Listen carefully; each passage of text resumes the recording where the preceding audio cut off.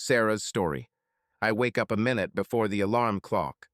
5:44 am glows light gray on the phone screen, as if the night itself was tired and gave up ahead of time. The house is quiet. The old air conditioner is chirping at half tone, and Daniel is snoring rhythmically behind the wall as smoothly as if he keeps himself on schedule even in his sleep. I lie there, counting my breaths, and try to remember the last time I woke up, not out of habit, but out of impatience to live another day. It doesn't work. Mom, I don't want to go to swimming lessons today, Lily whispers, squeezing under the blanket with me. My hair will get wet. That's why hair was invented, to get wet, I answer automatically and kiss the top of her head. That's the answer from any busy parent in any suburb, on any given Friday. Lily sighs, but doesn't argue. She knows that Mom in the morning is Lieutenant Sarah Blake, commander of Operation Breakfast. In the kitchen, coffee is bubbling in the coffee maker, smelling of roasted beans and a faint smell of burnt-out wiring. The toaster jumps every 40 seconds, and I'm ridiculously glad that someone in this house is capable of any unexpected movement. We need a whole garrison of sandwiches today, I command myself, taking out the bread. Yes, ma'am, I answered myself. Daniel's voice behind him would have sounded exactly the same, only without the ma'am. He never adds extra words where silence suffices. The children Lily and Josh are arguing about some kind of computer game, and at the same time asking Alexa to play music for them. The volume rises to level 8, too loud to think, but not loud enough to feel like there is life in the house. I lay out the toast, apply peanut butter like a painter on a fence, and suddenly I catch myself that every swing of the knife is synchronized with the seconds on the microwave. 6:03, 6:04, 6:05. I almost laugh nervously. Even the gesture of despair is in the rhythm of the schedule. Daniel comes down the stairs at the exact same time as always, 6:17. A blue shirt, a gray windbreaker with a company logo emblem, a company that connects the future with cable infrastructure. He nods at me instead of good morning, touches my shoulder with his fingers, as if checking if I'm still there, and turns away to take the thermal mug. Coffee with cinnamon as you like, I say. Thank you. One word, just one. And in this word, there is neither annoyance, nor joy, nor even sleepy tenderness. Solid neutral. Are you late today? I ask, pretending that I don't know the answer. Probably, as usual. 6, 7. Let's see. Two more words. We'll see is like not now. We won't talk now. Let's not laugh now. Not now, Sarah, don't dream. He nods to the children, and they wave their forks at him without taking their eyes off their tablet screens. Daniel presses a button on the garage remote.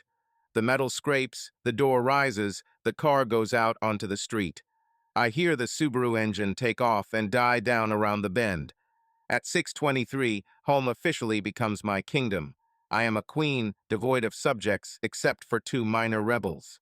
I lock myself in the bathroom, sit on the edge of the cold bathtub, and feel the mirror in a foggy frame looking at me as tiredly as I look at it. How many years have we been contemplating less and less light in each other? I touch the skin around my eyes with my fingers, a wrinkle here, a wrinkle there. They are like road maps to places where I once laughed too loudly. Tears? No, tears are too loud for a home where even conflicts take place according to regulations. Therefore, instead of tears, even inhale and exhale. I mutter quietly. Just breathe, Sarah. Breathe until it all goes away, or until you go through it yourself. Only someone forgot to set a deadline for this turbulence. When Daniel and I lived in a rented apartment near campus, every morning was different from the previous one. We argued about movies, politics, and how to pronounce New Orleans. I loved it when he started me into arguments. He then smiled as if he was signing a small dual challenge. The first years of marriage. Cheap wine on the kitchen floor. We laugh because the dishwasher is leaking, but this is romance, not a breakdown. Then a mortgage, a chandelier in the shape of a ship's wheel, a new sofa to make the children comfortable. And suddenly everything that was alive was packed into boxes labeled, "It will come in handy later." Now, every morning is like starting a nuclear reactor. Step 1, turn on the alarm. Step 2, pour coffee. Point 3, eliminate emotions. I remember how 2 days ago I made an appointment for a manicure and canceled an hour before the visit. I thought bright red nails would be too loud in this suburban chorus of grays. I'm 38. At Lily's school, the biology teacher is younger than me. Her eyes sparkle as she explains how gills filter water. I caught myself thinking that I envy her breathing full, deep, salty sea. Sarah, are you there? The voice in my head asks, and it sounds suspiciously like GPS navigation. The positioning system cannot determine the destination, I answer, twitching. I almost laugh, because if I don't laugh, I have to admit I've lost my way. And the course is family, home, children, stability. Everything that should protect, but is now slowly strangling. When I come out of the bathroom, Lily has already changed her Barbie doll into her third outfit of the morning, and Josh is prancing around with his headphones on, practicing his tatting for the school competition. Mom, can I take a lunchbox with pizza? Josh asks. Today is Friday, kiddo, treat yourself, I smile. I catch the reflection of my smile in the toaster. She appears to be wearing a seat belt. We pile into the SUV at 7:12, 2 minutes behind schedule, and I feel a false sense of rebellion. The radio plays an advertisement for a hypothetical ideal loan. At the traffic light opposite the church meadow, the parking lot is full. Free donations are being distributed. Drivers honk nervously. I reach for the volume, but let go. There are too few loud things in my life to allow myself to turn down even this cacophony. Mom, can we stop at Starbucks?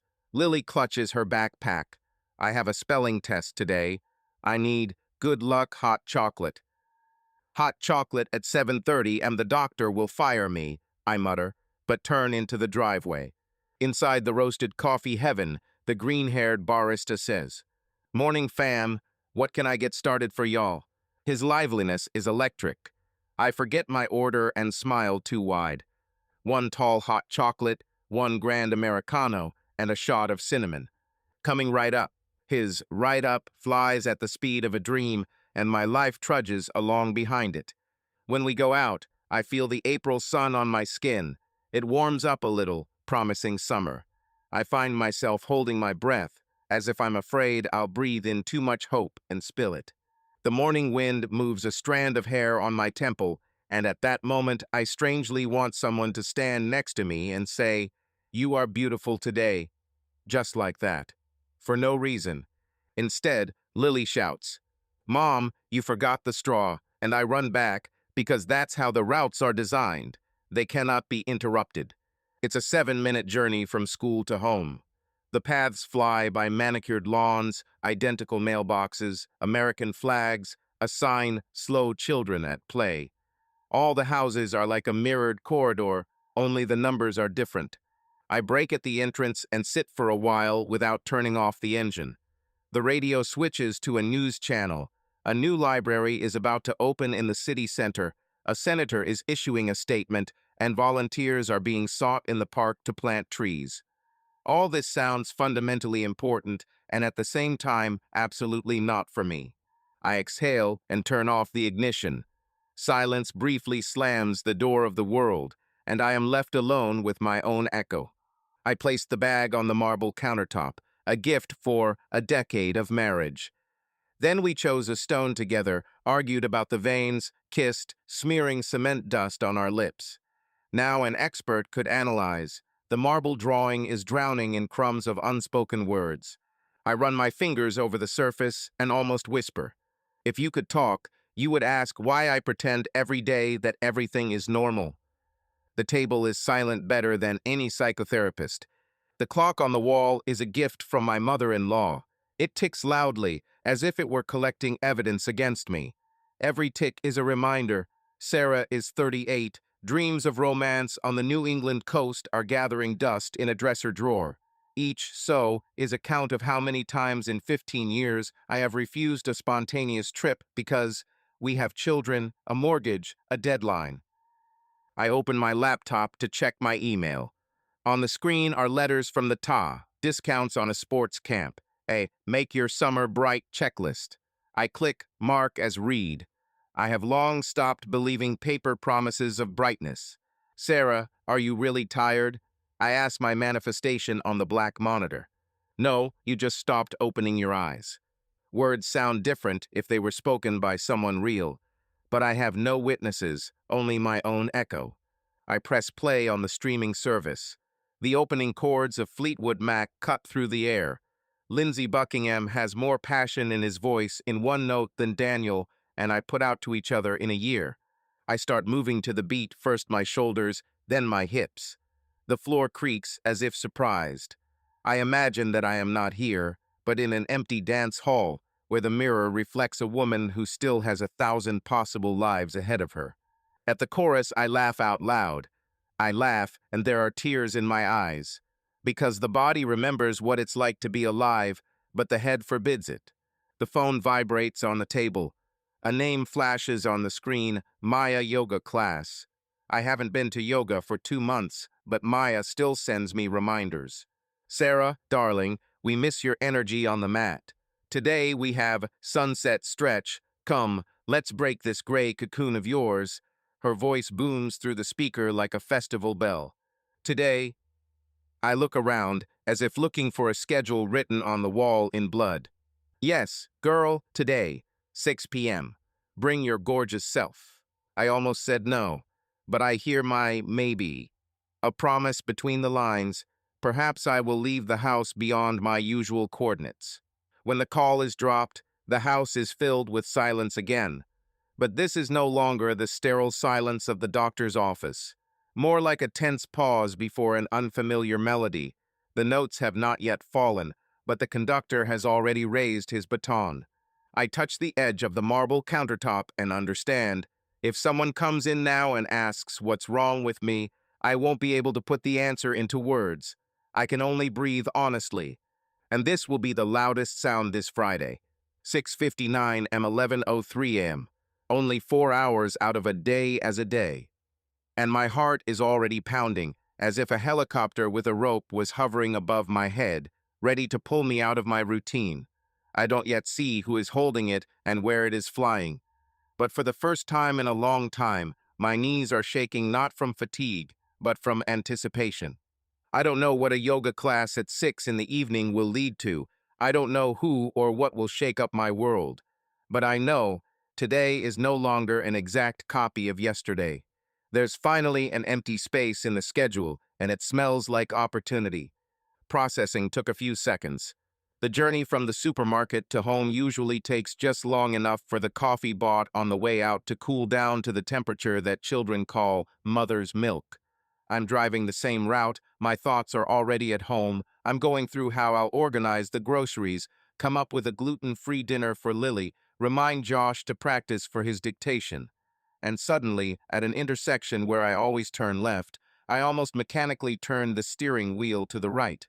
It seems that not only am I tired, but even my habit is tired. I notice a new sign as the car parks at the curb. Hemingway's Craft Coffee and Pie.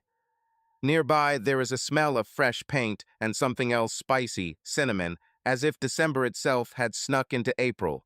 I didn't have any cafe in my plans, but my hands are already reaching out to take the key out of the ignition. For the first time in 3 hours, I'm not keeping track of time. Inside, there is dim lighting, wooden beams on the ceiling, and a wall entirely covered with typewritten quotes. Some lines from Eric Maria Remarque give way to Hemingway, Plato, and even some cheeky graffiti about how coffee is a call to adventure. The barista with the nose ring nods. Take any seat, Han. I'll be right there. I choose a corner under a watercolor with a lighthouse, hoping to dissolve like sugar in syrup, but I still feel like the world is turning its face towards me. He appears as I'm reading the menu, tall, broad-shouldered, clumsily pushing the door, staff only, and as if at the same time checking whether the wood is reliable. About 40-something, blonde hair just above the forehead, jaw not completely shaved, as if someone had pulled him out of the bathroom with a machine 10 minutes earlier. There's a dark coffee stain on his sleeveless linen shirt, and when he notices it, he grins like a guy who's been caught in his stray pants again. Rough negligence, but not a bit of ostentation. Sorry, it's cat day for us today, he says to the barista. Everything falls on its feet. I smile without looking up. The menu suddenly stops being interesting. He approaches the bar counter, quietly clarifies something. Then I hear the sound of milk being poured, the clicking of cups, and finally his voice appears above my head. Have you already chosen? But if I may, we have a phenomenal maple latte. Sweet enough to live, bitter enough to remember why. I look up. Blue eyes, in the corner of which there are a network of small wrinkles lurking not cosmetic, but as if from constant squinting in the bright sun. He looks openly, without salesman politeness, and it is unexpectedly disorienting. Let's take a risk, I say. You probably won't need sugar. So you know how to trust circumstances, he says and grins, but without that glossy, selfish smile with which men sometimes seal every word. More like he gave me enough for courage. I'll bring it. While he prepares the drink, I look around the room. A couple of students are discussing formulas on a laptop. An elderly Latina is carefully licking an apricot pie with a fork. Some guy in headphones is drawing dragon heads in a notebook with a pencil. Nothing dramatic, and yet everyone here seems to have their own microcosm, distinguishing this cafe from the chain conveyors where people become furniture. I don't belong to any table, and that makes the air seem deeper. The cup lands in front of me with a thud that he doesn't manage to soften. The tiny heart on the foam is slightly askew. He says, pulling away. See, even latte art needs a hint that it's not perfection that matters, but direction. I've never encountered this logic before, I answer, and my smile comes out alive, not official. Matt, he introduces himself, holding out his hand as if we were making a bargain of trust. Sarah. Nice to meet you, Sarah without sugar. I like people who let the drink be itself. I grin and take my first sip. Hot smoke, caramel maple sweetness, and strong espresso, the taste comes out so strangely whole that for a second I forget that I need to go back to buying salmon and rice milk. And Matt crosses his arms, waiting for the verdict.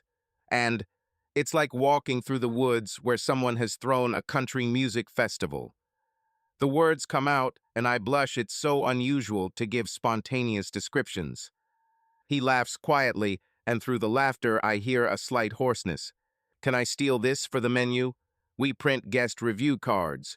I'll just put anonymous gourmet, if you don't mind. For the first time, I will be useful in some way to marketing. I try to joke. There's a slight heat inside me, as if it's not the coffee that's warming me, but a look that doesn't turn away, even though it should. He puts a cardboard notepad on the table and takes out a simple pen. Tell me, where are you from? I mean, from around the corner or in general. I want to lie that I'm a random passerby, a traveler without a route, but my mouth whispers the truth. We've been living here for 13 years. Lakeview State Road, 7 minutes by car. I can imagine. I'm new to this area myself. I was looking for a space for a workshop, and it so happened that I found a cafe. Strange turn. It's not yet clear what will come of this. But I love coffee and people, so apparently it will work out as it happens. He shrugs his shoulders as if he is ready to sign up for any outcome in advance. Our conversation flows like water through a shallow channel, quickly, without breaking the banks. He says that he built boats in Oregon for 2 years, then restored old breeds of furniture in Savannah, and suddenly he wanted to fix a place where people drink coffee and therefore hide their little tiredness. I listen, forgetting to check my phone. For the first time in many days, I don't have to mark important and unimportant. Each word weighs just enough so as not to fall through. And you? He suddenly asks. What do you do when you're not buying salmon? I blink.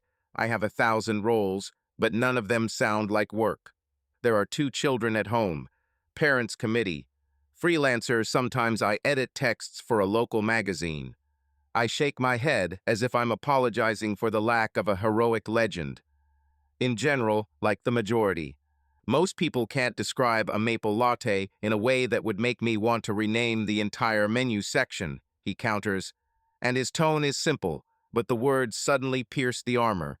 Matt speaks as if he actually heard something between the lines. I hear in your voice that you notice details. My head is buzzing, like getting up too quickly from a warm seat on a bus. Someone saw in me not just the logistics of the family, but an observer. It's like a camera illuminating a place that I had long considered a storage room and had not opened. Details sometimes get in the way, I admit quietly. It becomes difficult to walk in a straight line when your eyes are constantly caught on something. A good path is rarely straight, Sarah without sugar. He leans his elbows on the counter next to the table. And if the line is straight and predictable, it's usually a highway. And the traffic on the highway doesn't care about those who slow down to breathe.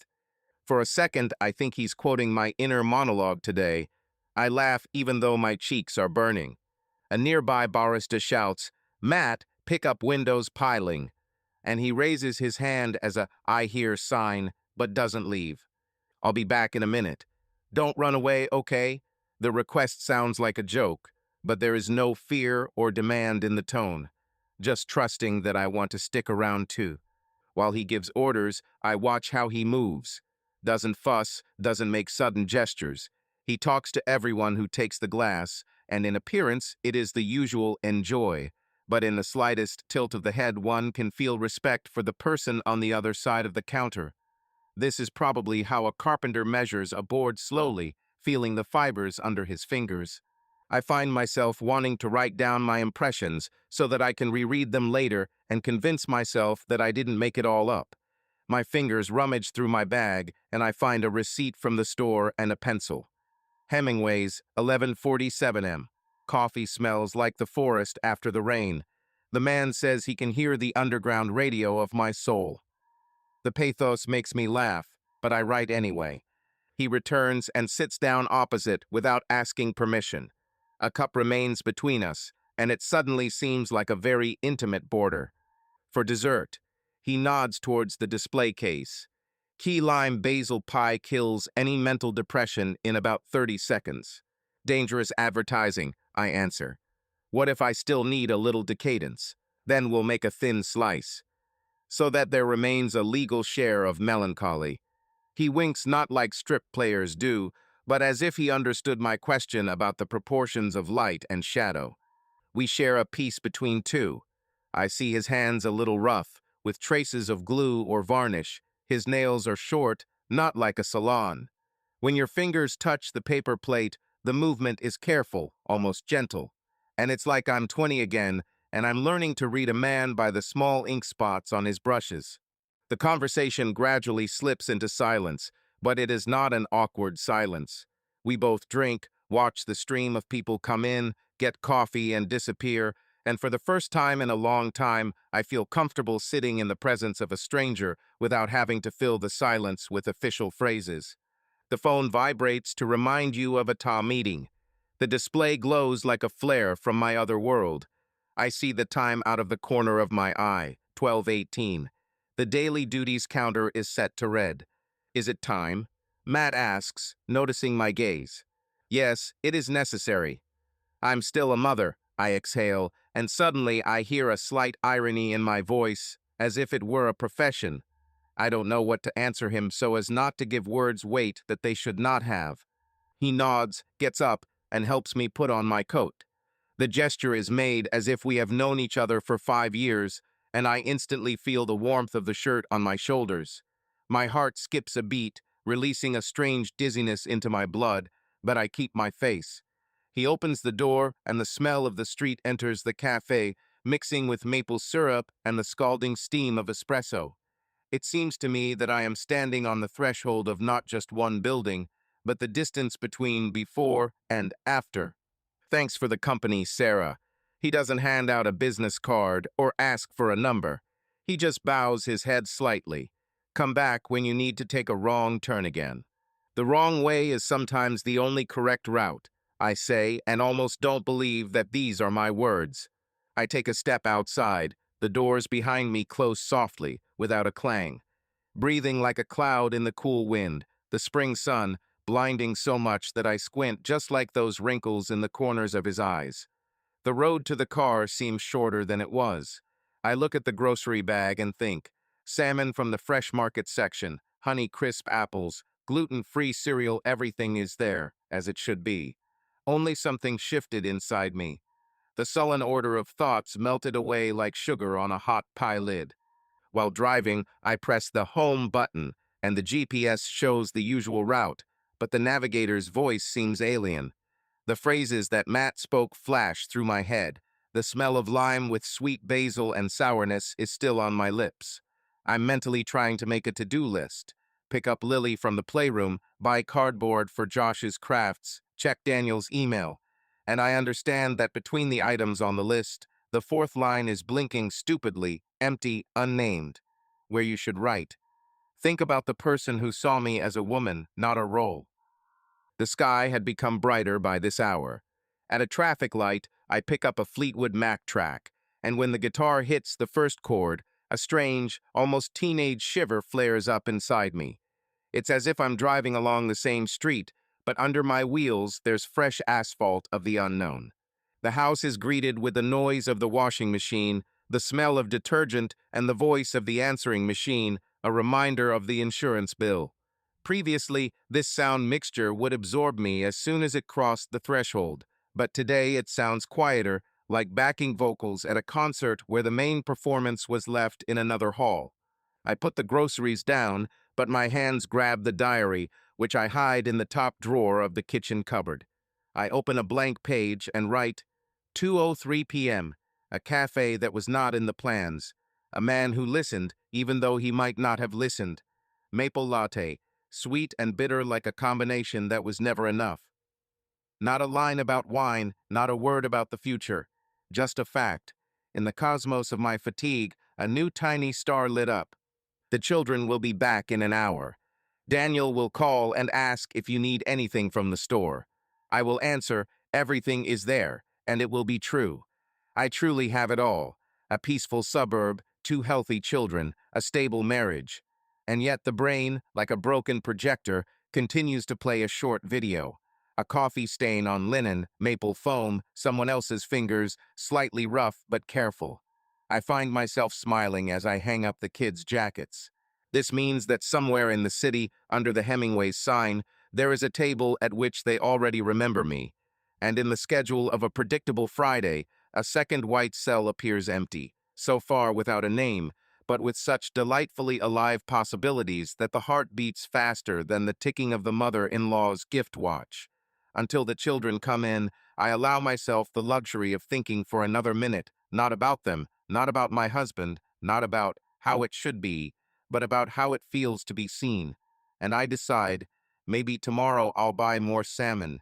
Suddenly the road takes a wrong turn again. Processing lasted 7 seconds. Message. The phone vibrates on the edge of the kitchen island as I organize the kids' lunch boxes for tomorrow. At first, I think it's a new meme from Ta Chat or another, Mom, pick me up later, from Lily, but the screen lights up with an unfamiliar name. Matthew Carver sent you a message. Below is a tiny Instagram capsule icon, the same one where I post licked photos of homemade cookies and school crafts once a month. The heart responds, like the dog of a blind owner, immediately, without question. I grip the lid of the container to keep my fingers steady and press. Matthew Carver, just wanted to say you made my day today. Thanks for the most honest review of maple lattes I've heard. The period at the end of the sentence is neither a smiley face nor an ellipsis. Laconicism seems to come from his rough palms, sharp but warm.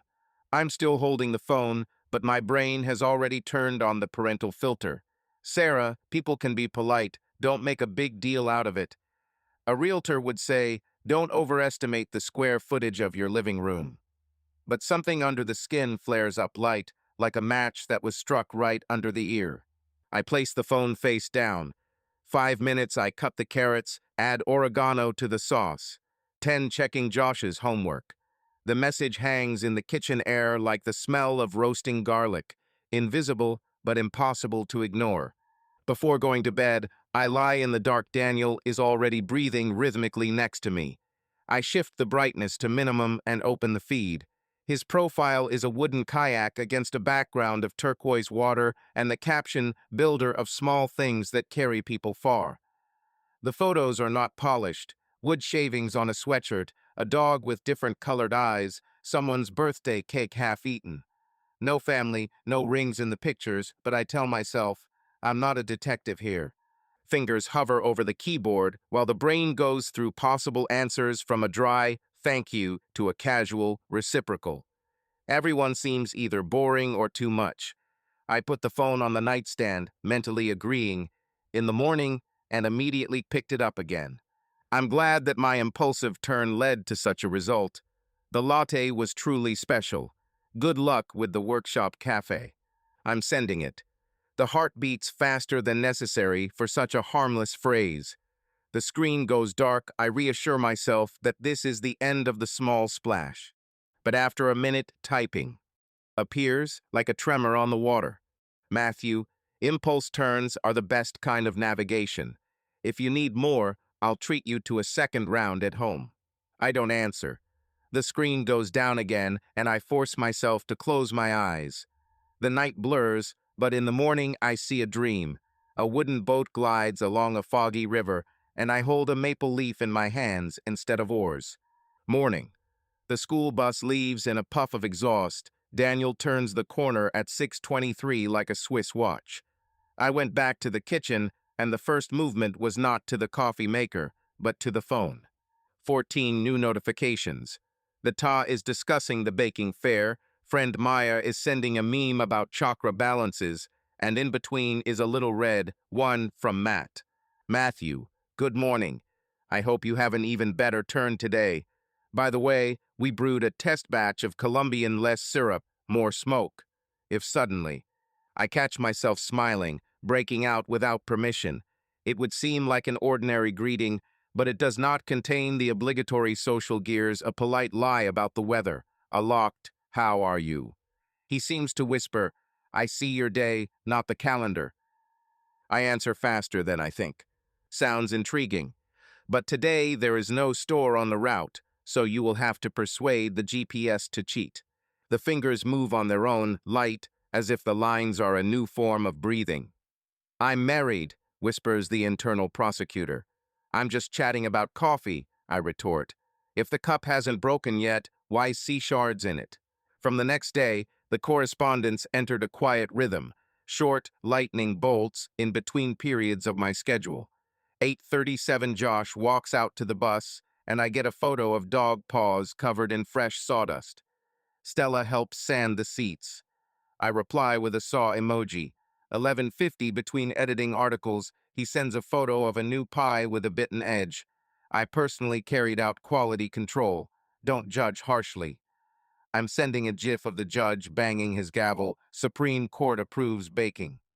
In the evening, when the kids are doing their homework and Daniel is still in the office, I'm on the treadmill. The kilometers fly by to the rustle of the belt, and through the headphones comes his, "What is it like to be Sarah when no one asks for the schedule?"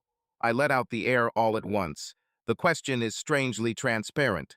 For a second, I almost answer honestly. It feels like I'm floating without a sound, only the ripples on the water know that I'm alive. But the fingers retreat, typing in neutral. Sarah, on leave from her duties, admires the shadows of the sunset on the wall of the gym. He puts on a light and writes, "Shadows are just light with character." I read and feel a slight electric pinch under my ribs. On the fourth day, correspondence is already like breathing from the diaphragm. Calm, deep, but once you hold it, your lungs ask for air. In the morning, I check my phone even before my alarm clock. He gets ahead. Today at dawn, I saw a flock of geese. Their cry was like the laughter of a huge company where everyone understands everything without words. I answer that I love goose wedges in the sky. They resemble a vector graph that stubbornly grows upward. He immediately sends a voice message. A low, slightly hoarse timbre breaks the silence of the kitchen. "So you look at the world and see graphs. Then I understand why your review of the latte was like that. You read tastes like finances." I laugh out loud. The plates in the cupboard rattle. I tell Daniel that I'm laughing with my friend Maya, and I noticed how easy it was to lie. as if the tongue had long been practicing the desired bend. In the evening, when the kids are in their bedrooms, Daniel is in the office checking reports. I take the laptop to the kitchen table. It's dark by the window. The reflection of the screen illuminates my face. My features are a little softer than in the bathroom mirror. A link pops up in the chat, a playlist for those who decide to turn right. If you have time, listen. The music is sharp guitar, then melodic blues slide guitar, like a road stretching across the states. I open YouTube on my headphones, and a thought suddenly looms in my head. I'm sharing a space that no one in the house can hear, and it's sweet, a little embarrassing, like a piece of icing secretly eaten before dinner. Every day the phrases acquire hints, similar to penumbras. He writes, "Honestly, I have rarely met a person whose gaze clings to the nuances as much as mine to the veins of wood." I answer, "It's a dangerous comparison, then you'll have to polish it." He, "Dizziness from grinding. I'll take it upon myself." I insert an embarrassed emoji and bite my lip without noticing. The body, accustomed to being invisible, wakes up from the simple touch of words. One day, while I'm waiting for the kids in the school parking lot, he sends a selfie, a gloved hand holding a cup, a close-up of a burnt piece of wood in the lens. Signature, "If you gave your heart a tattoo of fire, consider it your fault." I reply with a gif of a fireman pouring water, him with a flame emoji, and the circle in the corner of the chat glows red as the kids get into the car. Josh asks why I'm smiling. I say, "Dad sent a joke." The mother-in-law's gift clock on the wall ticks louder every second, is like a step on thin ice. But the ice still holds. Late in the evening, when the house has quieted down, the screen lights up again. He asks why my profile doesn't have a single photo of me in close-up. He writes, "It's not fair. The world needs to see whose smile it is on the cookies." I falter. For the last 5 years I have been hiding behind the scenes, tightly holding on to the role of director of Family Chronicles. Instead of an answer, I send a photo of a palm with a cup of herbal tea against the backdrop of kitchen light. Caption: "Everything in the frame is superfluous." He puts a heart and writes, "There is no excess if warmth lives in it." My knees are giving way. I'm standing barefoot on the cold tiles, and I catch myself thinking, for the first time in a long time, I think my hands are beautiful. On Saturday morning, the correspondence is silent. I wash the sheets, bake muffins, and the whole family watches a cartoon. Daniel puts his hand on my shoulder when he goes to get popcorn, and I flinch too sharply. He is surprised, assos. "Is everything okay?" I answer, "Just thoughts." My heart twitches, as if I suddenly turned my gaze from the calm sea to the cliff. Night of the same day. Everyone is sleeping. I'm lying on the sofa. The light square from the street lamp is spread out on the carpet. Fingers tight before the brain sets filters. No geese or charts today. Just thank you for reminding me. Words can warm, even if people are far away. A minute later, the answer. "Matthew, thank you for allowing me to be that word. Good night, Sarah," who notices shadows. "Let them become softer."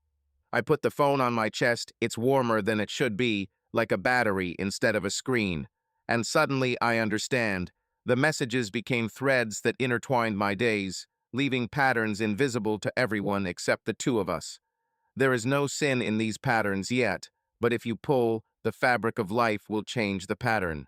I turn off the lamp, and the silence seems like the smell of fresh wood. I'm still married. There are 3 people sleeping in the house who need me. But somewhere in the phone, there is a quietly burning dot, proof that the world can see me differently. And I close my eyes with the thought, tomorrow will be a new morning, which means a new little spark on the screen, while she is tiny and warm. Bye. Monday begins with me going up to the mirror and noticing. My skin glows a little, like after a vacation, although it's still cool March outside. I twirl a strand of hair around my finger and decide to apply mascara, not because I need to look decent, but because I want to make my eyes look brighter. While the brush glides over my eyelashes, a slight trembling echoes in my chest, as if I'm playing a secret role and the audience has not yet taken their seats. In the kitchen, the kids are fighting with dry cereal, and Daniel carefully cuts a grapefruit. He looks up as if trying to catch the change in the lens. New lipstick, asks exactly as if he were checking the weather.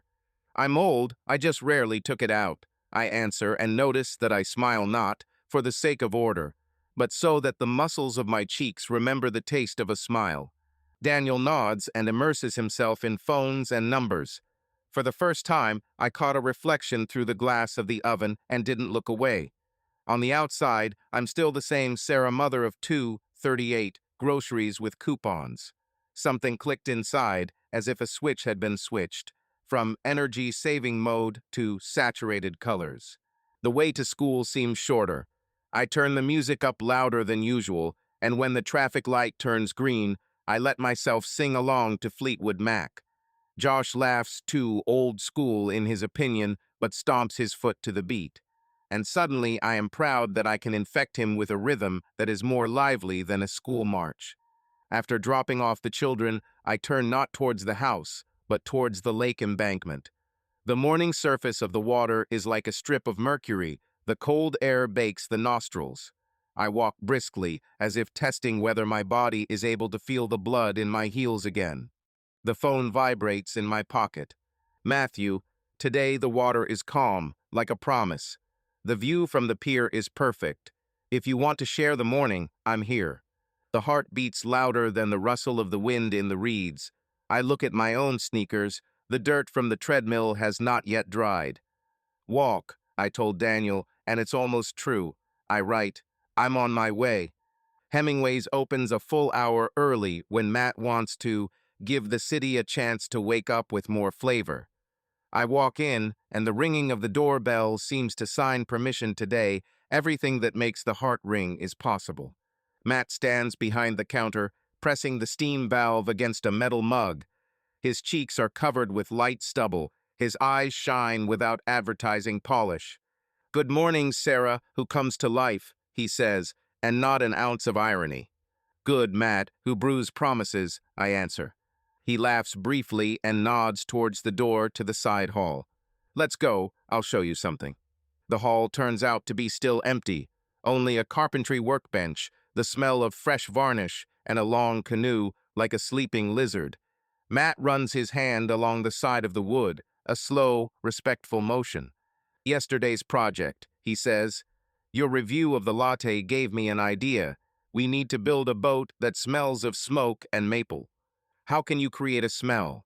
I ask in a whisper, as if the voice could disturb the peace of the tree. Charred cherry oil for dark veins. He holds out the jar. Do you want to try? I apply a drop to the back of my hand. Smoke, sweetness, barely noticeable bitterness, like the aftertaste of dark chocolate. There's an ache in my chest. The smell is reminiscent of the moment before the rain in my childhood, when I was hiding under the porch. This is life, I exhale. Matt sets the can down and catches my eye. Between us is the grainy air of the workshop. He stands closer than is customary for acquaintances, and further than his wife's decency requires. I feel the warmth of his hand even before he touches my wrist. You have a trace of oil here, he whispers and slowly erases the dark smear with his thumb.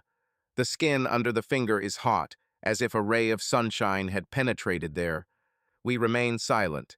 Words would become unnecessary layers of varnish. I hear my own breath hesitant, like the first step on ice. His eyes study my face slowly, as if memorizing a map of the coastline. I take half a step back, not because I want to leave, but because there is no other way to cope with the discharge in my chest. I sit on the edge of the workbench, my legs dangling like a teenager's. I feel like I'm smiling. You have changed, he says quietly. Since I came in for the first time, the light appeared. Maybe it's just new light bulbs, I joke, but my voice is shaking. Matt shakes his head. No, this is when a person remembers that he is a person, not a role. He comes closer, leaving a few inches between us. The smell of wood mixes with the aroma of fresh coffee, making me dizzy, but in a different way than wine. I involuntarily place my palm on the smooth side of the boat. I need support.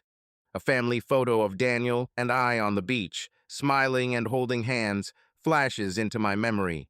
Then the wind moved our hair, and we laughed, as if all the sand was a stage and the waves were our fans. I catch myself. The memory does not cause pain, rather a slight melancholy, like an old melody. But now, here, the air is thicker. Sarah. Matt says my name as if he's tasting it. I don't want you to feel obligated to explain why you came. I don't know why myself, I whisper honestly. It's just, life has become cramped. And then there was a place where you could breathe. Then breathe in, he says. The breath comes out shaky. I look up. His hand rests on my waist carefully, as if checking permission. I'm not pulling away. The heart rises above the chest like a ball on the waves. The lips meet unexpectedly quickly and at the same time as if infinitely smoothly. The touch is uncertain, almost exploratory. A thought flashes in my head. It's not a habit. I close my eyes, allowing my body to remember what it means to want an answer rather than just closing a daily list item. The kiss lasts longer than the mind considers safe. Warm lips, a slight taste of coffee, I feel the roughness of the shirt with my fingertips. There are fireworks in my chest with a dull echo of pain. I haven't heard my own desire for too long, and now it's screaming. We pull away at the same time. I remain seated, my fingers trembling on the side of the canoe. He doesn't make any sudden movements, he just looks, as if asking with his eyes, "Are you still here?" I nod yes, here, and not only here. "I'm sorry if..." He begins. "Don't apologize," I interrupt. "This is the first kiss I will remember." We laugh quietly, almost childishly. I inhale deeply, as if a reservoir of oxygen has appeared in my chest, and for the first time I fill it to the brim. Time returns with the sound on the street, a truck passes, bicycle wheels knock in the distance. I look at the clock. It's already 10:30. Daniel thinks I'm out for a walk. The kids are at school until 3, and still there is not a grain of haste in me, only a clear understanding. This room, the smell of varnish and wood, this person have become a boiling point, and now the fire inside cannot be put out with a cup of herbal tea. "I don't want this to break you," Matt says quietly. "I know you have a home, a family."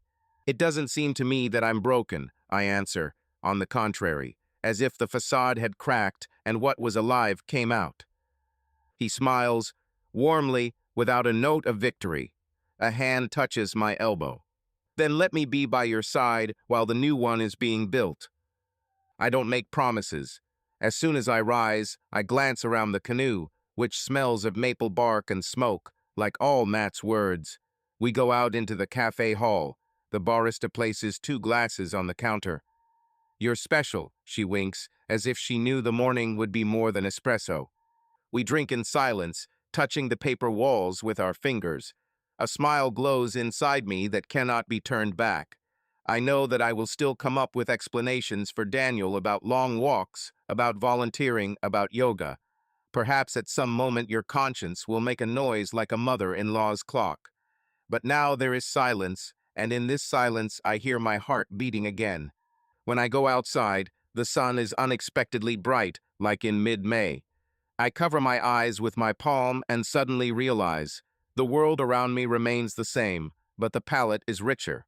I myself am in this picture a smear of scarlet lipstick and a warm sparkle in my eyes.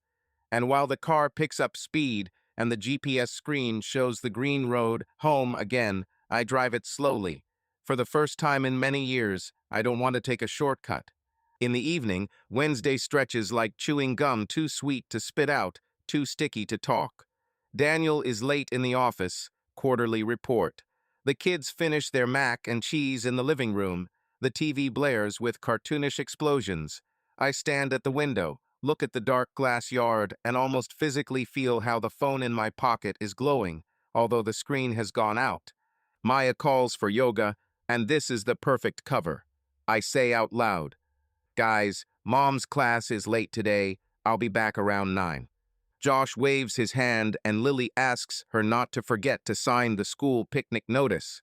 No questions. It's easier to lie when the truth is boring. On the road between blocks, I catch myself in a new habit, lying to the navigator panel itself.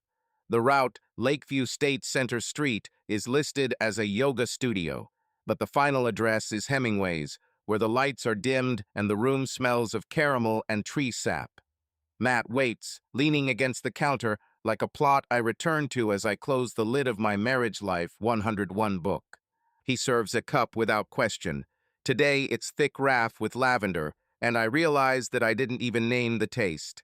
He's guessing. Too precise, almost scary.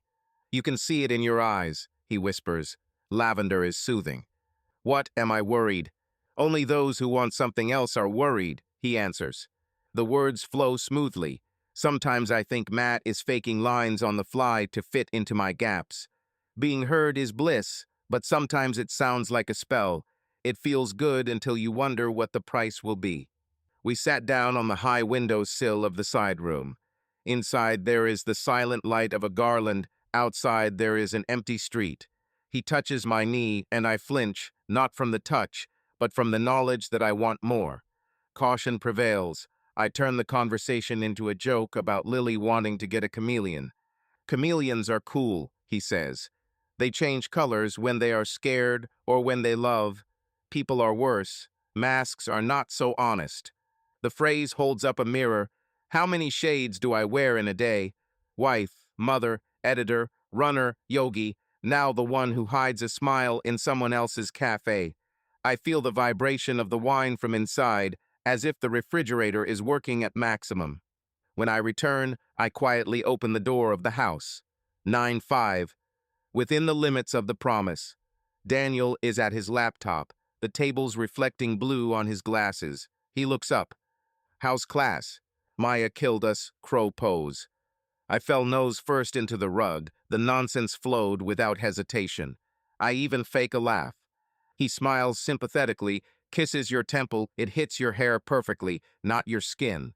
We both know it's a gesture of support, not passion. Lying down next to him, I turn away so that he does not notice the smell of lavender. The pulse beats in the throat. Is this treason? The body is told, yes. Morality puts forward the amendment.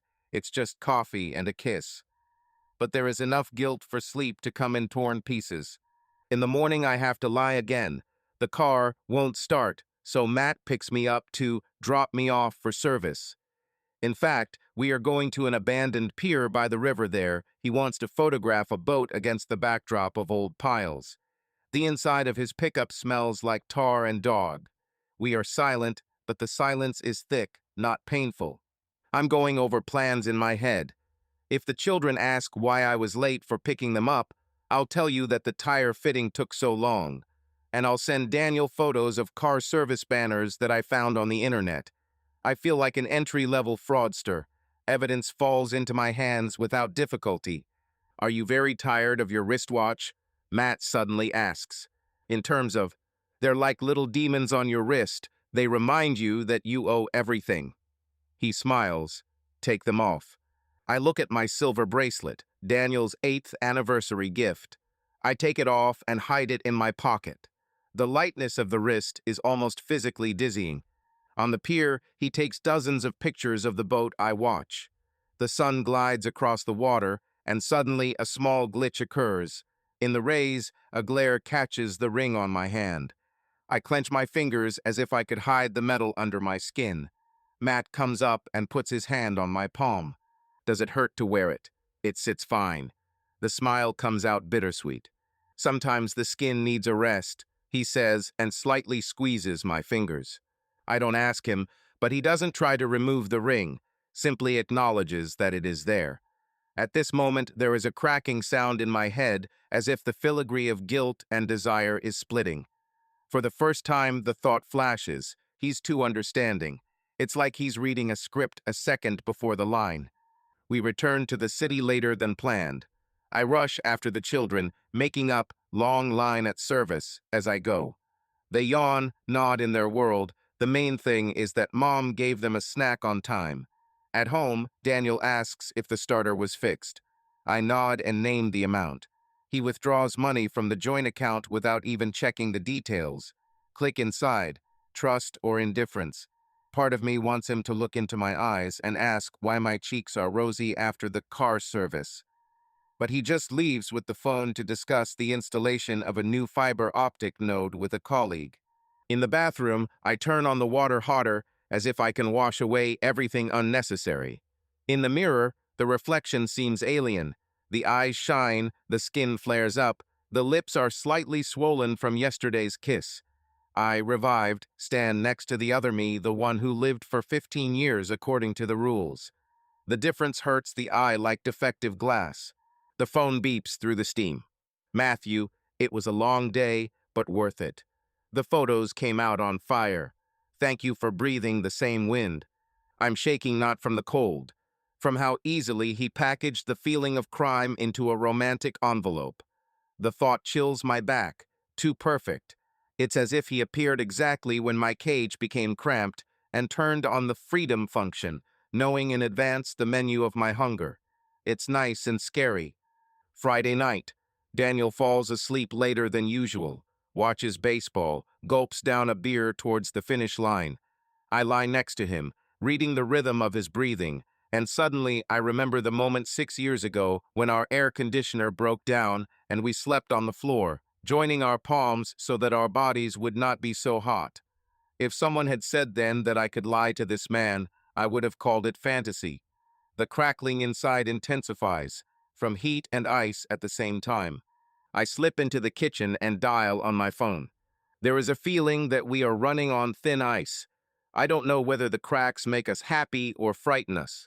Matt answers almost immediately, as if he had not slept. Matthew, the cracks are doors. We decide for ourselves whether to go in or seal it up with cement.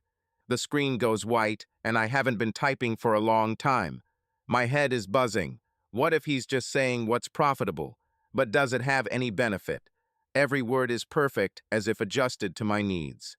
I close the chat, open the browser, and type his name. LinkedIn profile is minimal, with few old articles about boat restoration. Nothing suspicious, and yet I have a vague feeling, as if I were reading a book, the pages of which were previously colored with a marker where I should cry. Saturday. Children build a fort out of blankets in the morning.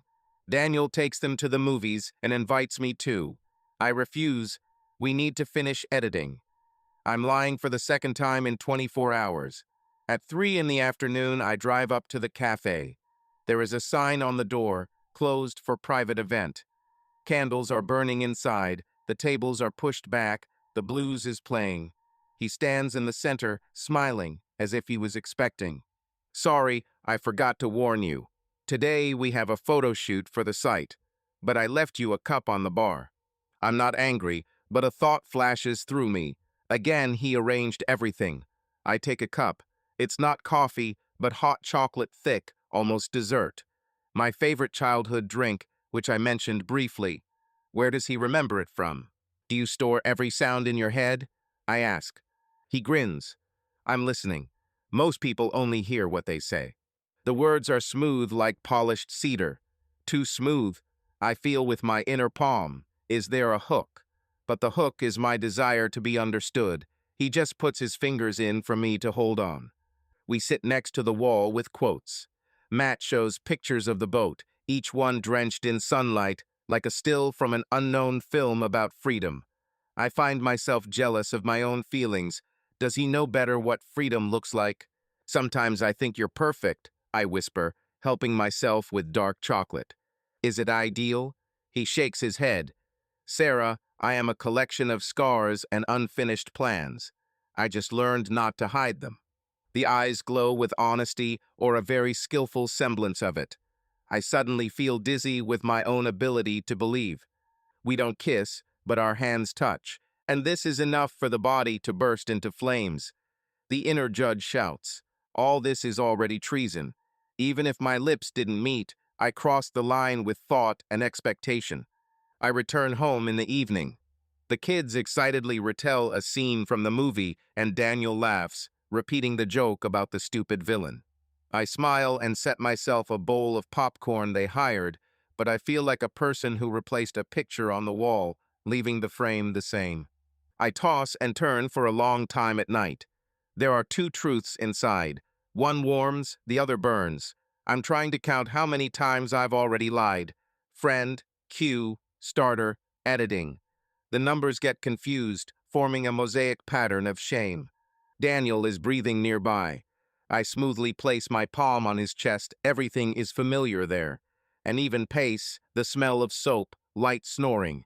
The heart is compressed. Am I really going to lose this for a cup of chocolate and perfect phrases? But if everything is so valuable, why does the hand reach for the phone? The blue dot is lit. Matt sent a photo. An empty pier, the moon in the water, the caption, "The door remains open." I close the screen, but it burns from the inside for centuries. I whisper in the dark, to myself, without the right to judge. I haven't fallen yet, but the earth has already cracked. And in these cracks, a light is visible, terrible, and beautiful, like a flame through a crack in the floor, under which is another floor of life. I wake up long before the alarm clock. 4:47, a murky gray time when the house creaks as if an old tree is trying to change its position. The heart beats unevenly, as if there is a metronome inside that has forgotten its part. My chest is tight, and I understand. Today everything is the same as yesterday, but it has become a little more difficult to endure. Daniel lies next to him, his hand hanging from the mattress, his fingers moving in his sleep, as if searching for something in the dark. I look at his profile, and suddenly I hear an inner whisper. Tell him now. Wake up, admit it, let it happen. The mouth opens, but the tongue sticks to the roof of the mouth. Instead of words, a convulsive sigh comes out. I wrap myself in a blanket and stand up. I make coffee in the kitchen, but don't drink it. The mug serves more as a palm warmer. There is not a single notification from Matt on my phone. The hour difference to the West Coast gives me a piece of silence. During this period between messages, I can pretend that nothing happened. But a lie, like yeast dough, rises on its own and sticks out of the mold. We leave for school earlier than usual. Children perceive this as an adventure. Let's see if the road is empty at 6:40. I play along, smiling too widely. Lily lists ingredients for tomorrow's baking fair, and Josh asks if he can invite a classmate to a sleepover. Their little plans are like precise heavens, where everything has shape and color. I shake my head, as if holding the shaky structure of my secrets from spilling onto their shoulders. Outside school, Lily kisses me on the cheek. Josh runs out without closing the backpack door. I adjust the belt, close it, and suddenly a thought squeezes my heart. If this family collapses, it will be on my conscience. Nausea rises from within. I pull into the parking lot of an empty supermarket and rest my forehead on the steering wheel. My throat burns. I want to cry, but instead of tears, I have a dry cough. The internal dialogue starts like a broken podcast. Is this love? No, it's the hunger to be seen. Then why do you tremble when you read his messages? Because it's been a long time since anyone called you beautiful for no reason. So this is revenge, maybe to myself for having given up too early. The phone vibrates. Matt writes. I woke up and saw that the sky was the color of a broken persimmon. I thought about you. How was your sunrise? I look at the phrase and feel that my lips are forming into a smile again, that same treacherous one. Fingers are typing. My coffee is the color of indecision. I think about the words that are hiding. I wash it and don't send it. I just put the phone next to me on the passenger seat, as if it were a hot stone that burns and warms at the same time. By midday, I decided to escape my thoughts to the gym. The treadmill takes on speeds of 8, 9, 10 kilometers per hour. The body pumps blood, but in his head Matt still whispers, cracks are doors. I increase the incline, as if I could run uphill from the echo. Sweat streams down your temples, your heart pounds. Tell the truth, tell the truth. I remain mute again. After my shower, I dress like I'm going to a play at school. Stainless jeans, a pastel pink sweater that Daniel bought at the Christmas sale. In the mirror, I see a woman between versions. Her eyes sparkle with fresh blood in her veins, but her clothes pull her back to safety. It's quiet at home. Daniel sent a message. I'll leave for the site later. I can pick you up if necessary. Scheduled care. I read and feel a trap tightening in my chest. He's good. He's honest. He didn't deserve to be betrayed. but on the same list is life that has dried up around us, like varnish without shine. I open my laptop, trying to edit an article about an urban garden initiative. The word plants appears in every paragraph, and it stings like a needle. What if my marriage shriveled because we didn't water? My hands are shaking, and I close the file. The phone is on again. Part of the boards for the boat have arrived. The color is like dark honey, the one you described in childhood. I want to show you. I answer more briefly than usual. There are a lot of deadlines today. I don't know if I'll make it. It's almost true. I don't add emoticons. I'm trying to set the distance, but my heart makes an extra beat. Evening is approaching, and with it comes family dinner.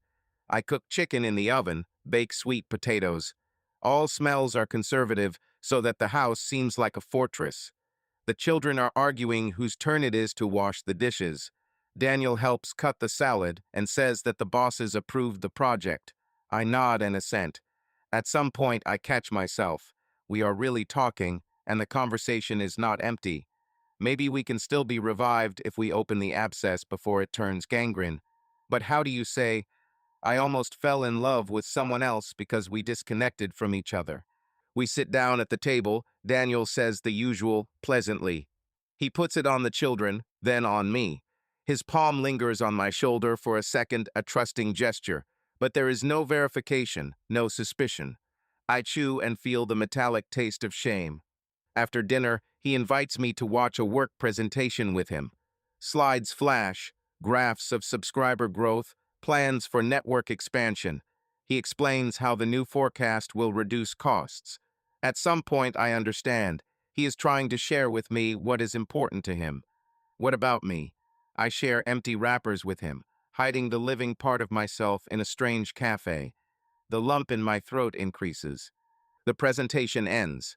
Daniel asks, "Is everything clear?"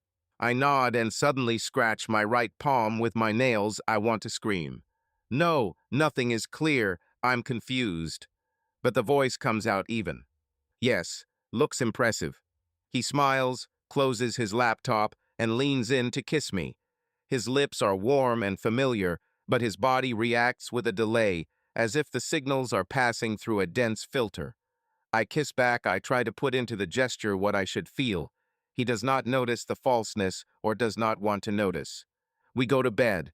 The lights are off, but the night brings no peace. Daniel quickly falls asleep. I lie next to him, listen to his breathing, and understand. If I confess, it will not be a scar, but perhaps amputation. He's not the type to work on the relationship after cheating. He will close himself off. I see it so clearly that my heart aches. The phone is under my pillow. I know there is an unread message. If you want to share the silence, I'm in the workshop until midnight. I look at my husband's silhouette. His shoulders are straight. His hair is a little disheveled. I whisper, almost silently, sorry, and turn off the screen without answering Matt. I'm not answering today. Sleep comes hard. I dream of two corridors, diverging like pitchforks. In one, a family at a long table under the yellow light of a lamp. In another, there is a pier, a boat. Matt extends his hand. I run from one corridor to another, but the threshold between them is made of glass, and my feet are bleeding.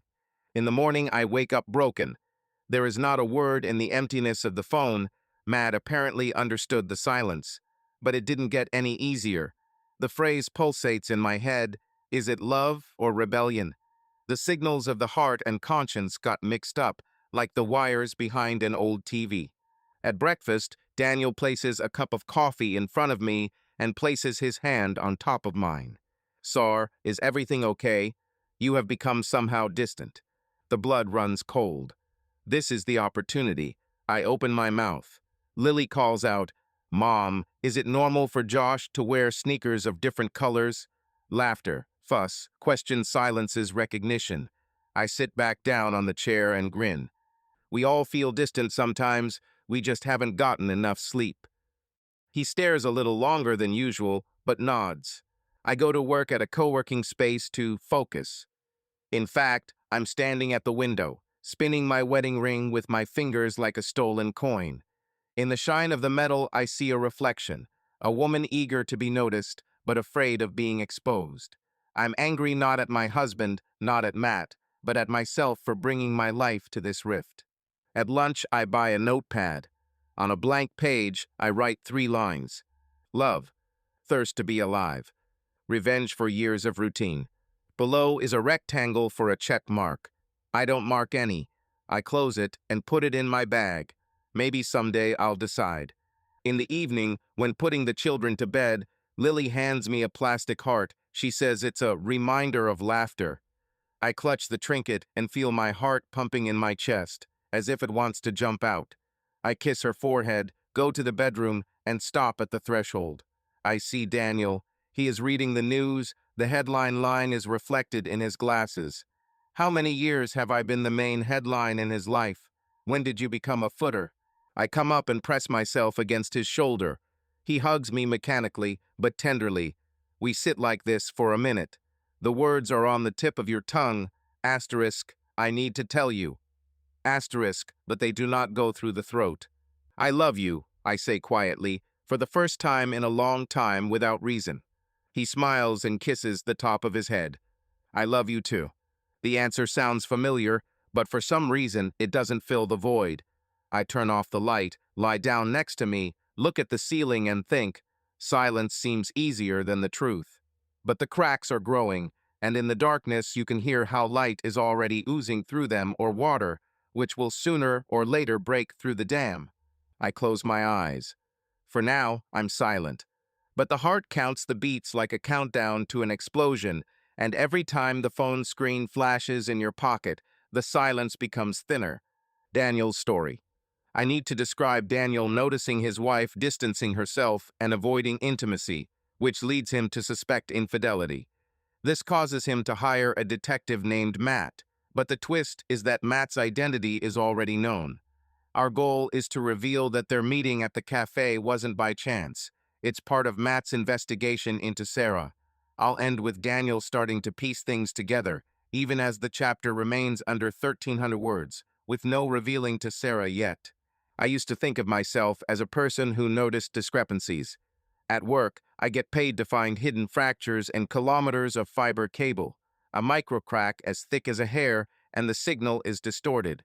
In marriage, it turns out, everything is more complicated. Cracks appear in silence, not noise. The first thing that alerted me was the alarm clock. For 15 years, Sarah hit the snooze button, clinging to another 10 minutes of sleep, and then suddenly she began to get up before me. At 5:40, she was already in the kitchen preparing breakfast for the children in full war paint mascara, light lipstick. When I asked where he was in a hurry, she shrugged. I want to do more. It sounds logical, only there was a new current in her voice, as if the coffee had been replaced with something sparkling. Then the laughter disappeared. Not entirely. She still joked with Lily, laughed at Josh's videos, but between us the laughter became measured, like the limit in the application. Sarah met every attempt to tease her with an old inside joke with a kind but closed smile. It's as if we are no longer a team, but partners in the House of Blake project. I decided that it was all because of fatigue and suggested a weekend together. Sarah said yes and immediately found a reason to reschedule. Lily had a test. Josh had a workout. 3 times in a row. In bed, we remained polite neighbors. She accepted my every gesture, just as she had learned to accept congratulations from distant relatives gratefully, but without a spark. Doubt seems to enter the house through smells. One day she returned from yoga and smelled not of sweat and swearing, but of lavender milk and something woody. I asked if they had changed the diffusers in the studio. She laughed, but her eyes slid to the side. Maya probably bought new candles. Maya, as far as I remember, is allergic to scented candles. Then short trips to the service and to the car dealership began. In the bank account, I saw the amounts withdrawn. $6 at the coffee bar, 8 again, 12 for a pie. Sarah used to laugh that $6 lattes were the scam of the century, but now she easily paid every Tuesday and Thursday. Why these days? Why is it always between 10:30 and 11:15? I tried to talk. On Wednesday evening, when the children were sleeping, I sat down next to him and said honestly, It seems to me that the distance between us is growing. Let's figure it out." She nodded, admitted that she was just burned out, and at that very moment her phone lit up. Sarah didn't look, but exhaled in a strange way, as if a parallel dialogue was going on in her head. Suspicion is corrosion. It spreads quietly, from within. I fought, honestly. I wrote out a plan. 1, going to see a therapist together, 2, more family time, 3, surprise dinner. She was not ready for a therapist. Family time was limited to children's clubs and dinner. She appreciated dinner, but still at 21:15 she checked her phone and said that Maya sent a funny video. I didn't sleep that night. The thought was spinning in my head that perhaps I had simply broken our fiber optics through many years of predictability. And yet the numbers, the smells, the schedule of disappearances were combined into a picture. I'm not a detective, but I know the value of information. That's why I found a person whose job is to see exactly what others are hiding. Matt Carver, recommended as a pure private investigator, without spy cliches, more psychology, less surveillance in the bushes. On the first call, he said, "If you want photographic evidence, it's for someone else. I suggest understanding the motives. Sometimes it saves a marriage." Directness won over. We met in an inconspicuous cafe on the outskirts. Tall, actually younger than 45, hands with scars, he explained that he used to repair boats. A man who believed in 5 minutes, and this was alarming, but I liked it. I stated the facts. He listened without interrupting, only asking about the time, streets, and Sarah's favorite places. At the end, he asked, "Are you ready for any result?" I said, "We need to know the truth before we save something that may already be dead."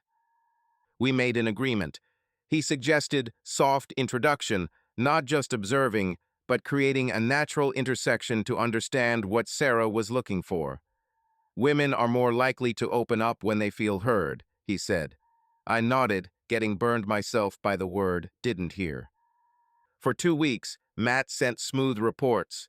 The meeting point is Hemingway's coffee bar, conversations about taste, about children, smiles. There is no physical contact. I read, and with every line hope burned. Maybe she's just looking for an interlocutor, and we can handle it ourselves. I offered to meet her after yoga and prepare wine. Sarah thanked her, but said that she was tired and went to bed first. In the 3rd week, the report changed tone. Intimacy increased, walk to the river, light touches on the elbow. I felt a pain inside, as if a healed wound had cracked again. I wanted to stop the experiment, write to the detective. Enough.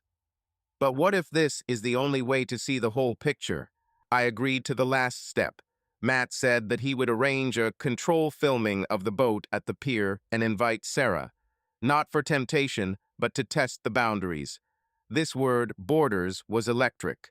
I transferred the money, burned the cold pizza in the oven, and went to get the children, feeling like a man who ordered an autopsy on a still-living body.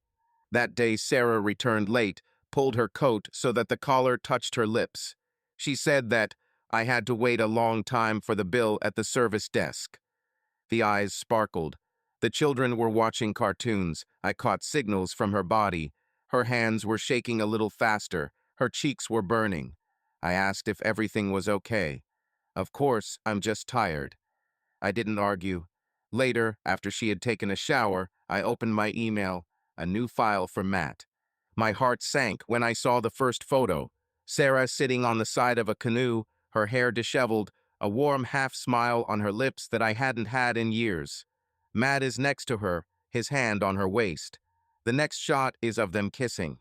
Not greedily, not by chance, but as if they had found a password in each other. The report contains plain text. Physical contact has been established. Emotional openness is high. There was a contrasting response to care and attention. I closed my laptop and went outside. The night was cold. There was an emptiness in my chest. First thought, kill Matt. Second, kill yourself for signing the contract. After all, their meeting is not accidental. I myself brought the wolf into my own house, and now the wolf ate what was most fragile in me. Or maybe it was already dying. I lived the next few days as if under morphine. Sarah flew around the house in strange excitement, singing behind the plates, bouncing on her toes. I saw she was resurrected, and it was devastatingly pleasant and nauseating at the same time. On Monday, I was late at work, but not because of the project. I sat in the car, looking at the hysteresis curves in the report, trying to decide which of us is the biggest traitor. A new thought was brewing inside. What if I told her everything? We'd realize how far we've come. But how can she admit that she allowed the detective to enter her life from the front? This is as vile as her deception, if not worse. I called Matt. I said I wanted to stop playing. He was silent for a second, then calmly answered, "Understand. But know this, the decisions are now yours. I'll take a step back if you ask." I could hear him breathing, and I could clearly imagine that he, too, felt like he was part of the destruction, or pretends to be. It is difficult to understand where there is honesty in a profession based on pretense. Today, the draft letter is in the drafts of the mail. "Sarah, we need to talk. I know about you and Matt. In fact, the rest is empty. I can't finish writing." Any formulation sounds either like an accusation or an admission of one's own cowardice. Children need to prepare breakfast. Lily has a fair tomorrow. Josh asked for a signature for permission to go on an excursion. My world didn't fall apart as planned, and inside there is a cliff. I look at the wedding ring. The metal is warm, familiar, and yet heavier than a month ago. Every day without conversation stretches the distance. But I know, one more step, and neither I nor she will be able to lie. So soon, the question is not if, but when and how. I made the crack wider by hiring Matt. Now we have to watch how light or cold enters this rift. Sarah's story. I'm starting the next chapter, where Sarah overhears a conversation between Daniel and Matt. From what I gather, Matt yells at Daniel, and Sarah's shocked to learn the truth. Matt was hired to spy. She's upset, cries, and calls Matt, saying she trusted him and telling him not to contact her anymore. This chapter could follow Sarah's perspective. I'll need to focus on developing her emotions and reactions, likely filling around 1,300 words. All right, let's get started. I throw back my hair to avoid falling face first into a pot of soup. Lily is sick and needs a light broth.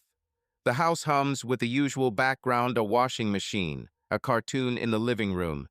Daniel's phone vibrates on the counter and the screen flashes. MC. He's in the office, and I take his phone to him and leave. The call goes on speakerphone. Probably it affected the hands-free setting. Damn, what? You should have just NABLYDATY. Daniel's voice flies down the corridor. Reports, photos. No kisses, no. The blood drained away. Observe? Reports? Daniel, I fell in love, you know. The second voice is sharper, but muffled, like a strange room. I recognize Matt's wheeze. I didn't plan, but you yourself said, figure out why it goes out. I figured it out. She's alive, just not with you. A second of ringing emptiness. The spoon slips out and the soup splashes onto the stove. I push open the office door and Daniel is sitting there, fingers clutching the phone, knuckles white. He doesn't notice me. You dragged my wife into bed, the mother of my children. Daniel's scream breaks like glass. For my money, something is bursting in my chest too. I sob. The sound escapes me before I understand it. Daniel cocks his head. Our gazes meet. Sarah. His breath stops. Continue. The voice comes out hoarse, alien. I want to hear what you paid for. He turns off the call with a trembling finger. Behind the office door, the washing machine pumps water steadily, as if the heart of the house is trying not to collapse. You. The words don't come together. I feel my pulse beating in my throat. The taste of tears is saltier than soup. Did you hire him? Daniel tries to get up, but his knees give way. Sarah, I thought you were leaving. I didn't understand. I needed a fact. I take a step back. The floor seems to be breathing. Fact? Did you need a report that I'm still human? He extends his hand. Look, this got out of control. He should have just... Track. like behind suspicious wiring. I laugh, and the laughter sounds like anguish. You bought yourself a love of truth, and he sold me the illusion that seeing means loving. Horror and disgust mix like oil in boiling water. They hiss, burn, and do not combine. I step back and take out my phone. My hands are shaking so much that the screen is dancing. I found contact with Matthew. Don't, Daniel breathes out. He. But the finger is already pressing call, beep, second. He answers as he has answered hundreds of times warmly. Sarah? Don't call me that. My voice is hoarse, but I'm holding on. I thought you were real. I believed you, and you were fulfilling the contract. Pause. His breathing in the tube stops. It was true. True, bought by my husband. I swallow my tears. Do you hear? I'm not a commodity. Listen, what's between us? He tries to find words. There is no more between. Don't call, don't write, never. I'm folding. The phone goes off. Instead of vibration, there is dead plastic. The house freezes. The cartoon goes off in the living room. Lily switches the sound to pause. She probably heard screams. I wipe my face with my palm, try to breathe evenly, and walk towards her. Mom, is everything okay? The daughter's eyes are huge. I hold her close to me. We just talked loudly. Everything will be fine. Words are as empty as shells. I stroke her hair until I'm sure her breathing is calm. I put him back on the sofa and return to the kitchen. The soup is cooling. The film of fat has curled up like old paper. It smells like bay leaves and something bitter. In the office, Daniel sits, fingers laced behind his head, eyes fixed on the carpet. I lean against the doorframe. You wanted proof. Now we both have them. My voice is calmer than inside. He looks up. There is desert in them. I lost you before I hired him. I just didn't want to believe it. The phrase hits the softest place, where compassion still glimmers. I close my eyes, I feel. If I enter into a conversation now, I will break into hysterics. We need a break, I say. Complete silence, at least for a day. He nods as if the verdict has already been announced. I take a blanket and pillow and go to the guest room. The door closes softly, but the sound is like a hammer blow in an empty hangar. The night is thick, without clocks. The house, usually filled with rustling sounds, has become a glass aquarium. Any movement echoes off the walls. The children are sleeping, but I can hear them breathing. I can hear water flowing through a pipe somewhere under the floor. I lie there, looking at the ceiling. There used to be an imaginary map of routes. School tomorrow, fair on Friday, vacations in June. Now the card is white. The tears don't flow anymore. The feeling is as if I have been turned inside out, and everything that shone is now in sight. Shame, betrayal, rage, and deceived delight. I touch my lips, there is still the memory of his kiss, and at the same time disgust. The body responds to the monster who was posing as a savior. The floor behind the wall creaks. Daniel probably checks the doors like he does every night. The restraint of his steps cuts more pain than a scream. The closeness that had been a habit became impossible. Two extinct satellites, each spinning in its own orbit so as not to tear the children apart by gravity. I clench my hand into a fist and remember Matt's words. Cracks are doors. Yes, doors. Only he didn't say that there is a door to the void, and I opened it myself. Morning comes silently, no smell of coffee. Daniel apparently left earlier. There is a note on the table. I took the children to school. Let me know when we can talk. My wedding ring lies nearby. Did he take it off his finger at night while I was sleeping? No, mine is in place. This is his ring. The metal is cold and heavy. I leave it on the table. The phone is empty. No text messages from Matt, no regular newsletters from stores, as if the world had adjusted to my request for a break. Silence deafens in my ears. The first desire is to turn on the music, the second is to scream. I sit on the floor and allow myself 5 minutes of thoughtlessness. Breathing only, inhale for 4, hold, exhale. Daniel's story. All my life I believed that the most complex problems are solved by diagrams. When the signal in the network disappears, I look for a break, repair the contact, and everything works again. It turned out that the defect was not the cable. Here it is impossible to open the wall, replace a piece of wire, and say, "Done, you can turn it on." I realize this only now as I stand in the kitchen and wait for Sarah to agree to listen. The house seems alien. Maya has children, the refrigerator is humming louder than usual, and on the table between us lies my wedding seal, a heavy circle of understatements. Sarah leans on the back of the chair. The eyes are red but dry. She did not cry all day, the tears ended at night, and now in front of me is the woman whom I love, and whom I almost destroyed with my own hands. I start. I won't make excuses. I'll just say everything as it is. Sarah is silent, nodding barely noticeably. The look is hard, like frozen water, fragile and sharp. I breathe in. I felt like I was losing you. I ignored the signals for a long time, thinking, it will pass. And when I realized that it wasn't going away, I got scared. I was so scared that I chose the most cowardly way to follow, and not to talk. My throat is tight, but I force myself to continue. Found a private detective, Matt. I agreed that he would carefully find out if you had someone. I told myself that I was doing this for the sake of my family. In fact, I did it to escape from the fear of hearing the truth directly from you. Sarah closes her eyes, bows her head slightly, as if listening to an internal knocking. I continue without letting the pause drag on. I offered him a soft introduction. Find a moment when you are vulnerable, gain trust. Paid in advance, weekly reports. At first everything was safe. Then I received a photo of the boat and realized this was already out of the deal. You smiled at him like you hadn't smiled at me for a long time, and it's my fault. I let him come to you myself. The corners of her mouth twitched, not a smile, not a twitch, just a movement of a muscle, and it made me feel cold. When I heard that he fell in love with you, I lost my temper. He screamed, you know, but the truth is, Sar, I had a hand in this. I threw him into the void that I myself had created between us. Sarah slowly straightens up. The voice is even, but there is tension in it, as if a string is at its limit. Why didn't you come to me? He didn't say, I'm scared. I feel you leaving.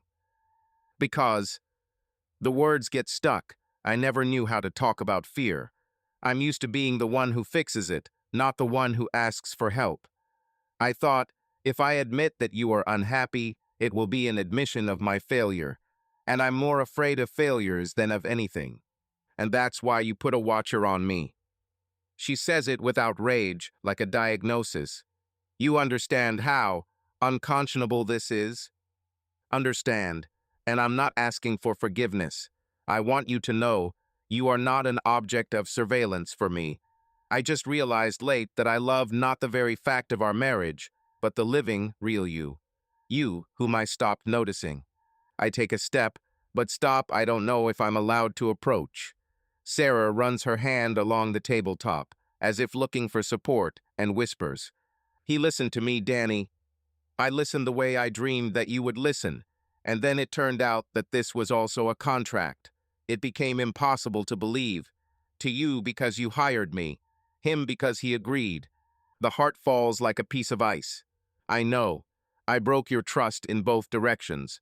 But if something else can be saved, I'm ready to demolish the walls, dismantle, bolt by bolt, everything that I built incorrectly.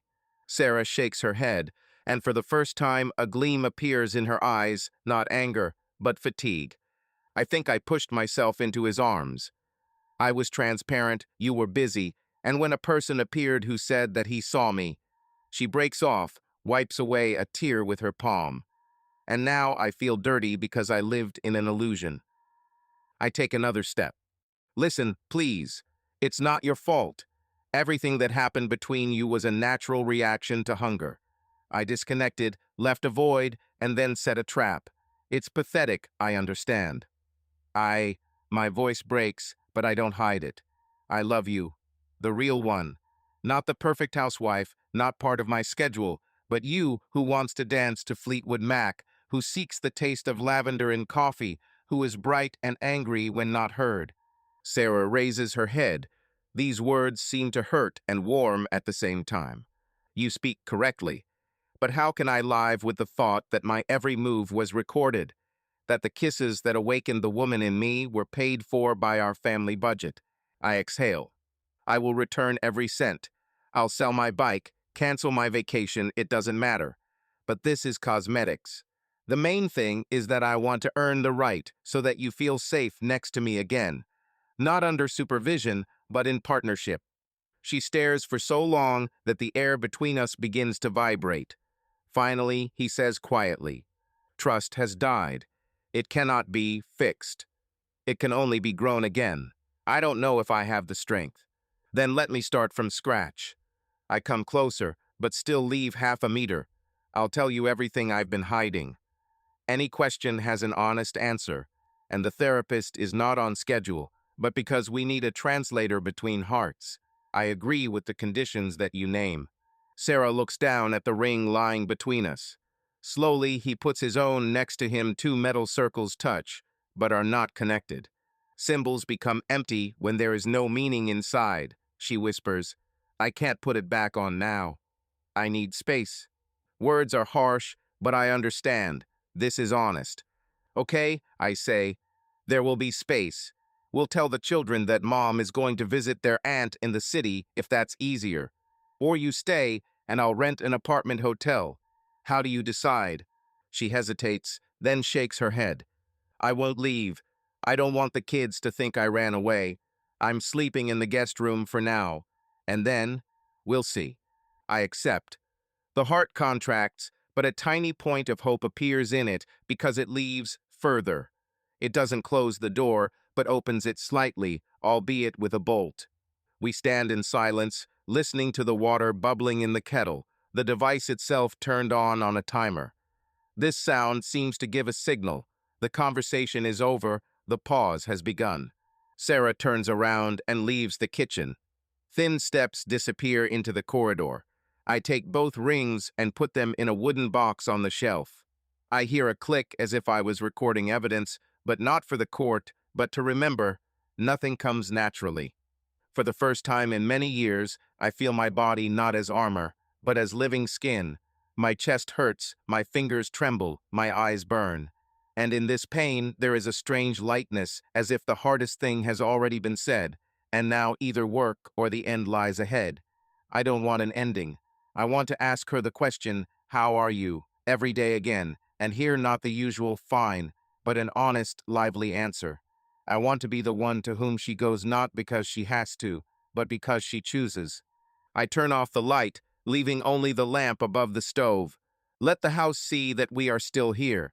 Let the shadow on the wall be a reminder that the light still has a chance. Sarah's story. I sit on the floor of an empty guest room and count the route of a new life in shoeboxes. One contains documents secured with a pink rubber band, a marriage certificate, children's vaccination cards, a note from a lawyer marked "No fault, 90 days." In the other, T-shirts as thin as mosquito nets, which Daniel always called homemade. I take them only to wear under the new bookstore uniform, a blue-gray apron and a Sarah B. Ask me for a story badge.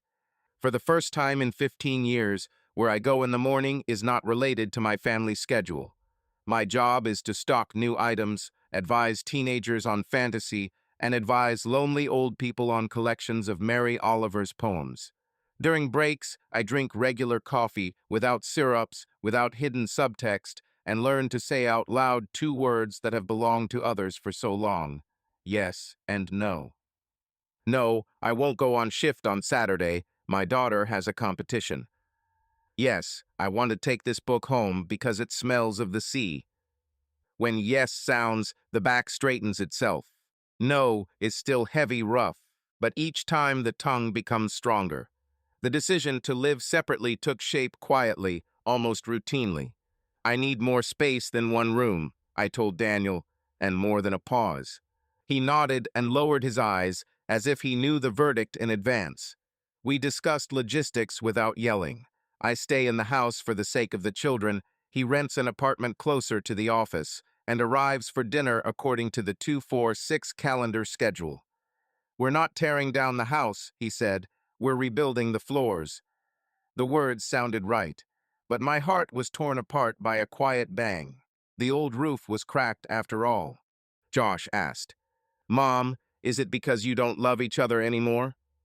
I squatted down to look into his eyes. "This is because we have learned to love differently. Sometimes adults live in different houses to keep the good inside." He nodded seriously. "Children know how to see the core, bypassing the facades." During the second week of loneliness, the house began to breathe differently. In the morning, I hear the refrigerator defrost, shaking ice off the fan. Previously, this sound was drowned out by Daniel's alarm clock. At night, no one snores, and the silence makes my ears click. But in this gap between the sounds, there is a place for myself. I took out an old guitar, the one that had been collecting dust in the basement since our college. The strings were rusty, my fingers were torn until they bled while I was picking out the chords of Rhiannon. Lily came, sat down next to me, and asked to show me how to hold a bar. We laughed when the notes were broken, and this made the music seem more honest. Two things remind me of Matt: a tiny burn on his wrist from his cherry butter, and a photo of the boat that pops up on the local news site, Carver Boats Workshop opens exhibition. I look at the picture for exactly 3 seconds. He smiles at someone off camera, his eyes as clear as that day on the pier. 3 seconds is enough to admit that that feeling was real, and another second longer to understand that what is real does not always have to last. I close the tab. For the first time, there is no pain, only a slight sadness about the book without further chapters. Nizhny became my little city of refuge. In the morning, I arrange my stacks of bestsellers, and it's like a meditation. Psychology to psychology, fiction to fiction. One day, a schoolgirl asked, "What to read if you want to feel alive?" Without hesitation, I handed her The Year of Magical Thought by Joan Didion and suddenly realized I myself was living something similar, a year in which the mind catches up with the heart. Colleagues invite me to the bar after my shift, but sometimes I say no. The road leads home along the stream. I walk slowly, listening to the water. Some might call it loneliness, but to me it sounds like freedom. No one is waiting for a report on where I was every 10 minutes. The day on the calendar is highlighted in red.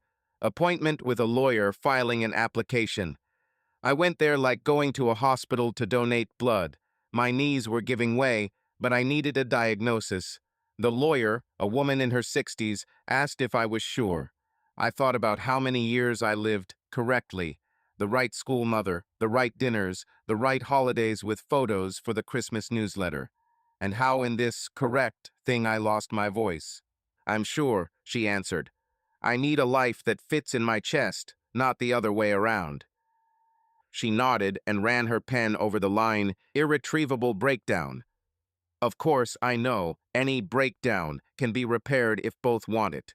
But we will only fix the memory for the sake of Josh and Lily. Our couple is not. It no longer conducts current. As I signed the papers, I felt the last bubble of fear burst inside. The word divorce ceases to be a failure. It becomes a door through which I bring myself into the light. Daniel accepted the news quietly. We were sitting in the kitchen, the same table where he once placed the ring. I placed the documents in front of him. "I don't want war," she said. "I want the children to know that we remain a team for them." He ran his finger over the shared custody field and nodded. Hoarse voice. "It looks like I'm going to lose you forever. You lost a part of me a long time ago. A part will always remain in our children. It's a fair balance, Danny." He sighed and asked if I needed anything else. I answered for the first time. "We need peace, between us and inside." He extended his hand to shake hands, not to say goodbye. I put mine in, warm, solid, without electricity. We started with a business-like gesture, but at that moment we forgave each other for what we had done. Evenings sound different now. The children and I lit a scented candle, basil and lime, a funny reference to the pie that started it all. I open the book and read out loud. Josh puts his head on my lap. Lily plucks the strings of the guitar, as if checking if the instrument is alive. When they fall asleep, I open the notebook, the same one where I once wrote, love, thirst to live, revenge. Now there are 3 other lines on the new spread. Freedom done. Honesty done. Self in progress. I put a circle next to the word self and draw an upward arrow. Then I take out a new volume of Han Christian, read the page, and finally catch myself thinking. Books again smell only of paper and paint, without an admixture of regrets. Sometimes during the second shift, I go to the lake where that same boat floats, the customer stores it off the shore. I sit down on the bench and watch the water stroke the sides. No flashbacks about kissing, only gratitude to the subject that became the turning point.